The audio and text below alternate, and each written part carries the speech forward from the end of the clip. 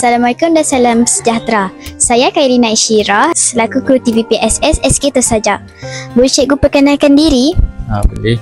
Nama saya Muhammad Zulfazwan, Guru Perpustakaan dari SK Kampung Gudang. Berapakah sekolah yang terlibat pada hari ini? Okey, baiklah. Bagi pemilihan pertandingan pembaca bestari peringkat Zon Batu Purau, kita ada 14 buah sekolah yang untuk bagi kategori Bahasa Melayu kita ada 13 peserta dan bagi kategori Bahasa Inggeris ada 4 peserta. Terima kasih atas perkongsian. Jadi kita akan adakan pemilihan peringkat zon untuk kita dapatkan wakil daripada zon kita yang terbaik, insya-Allah.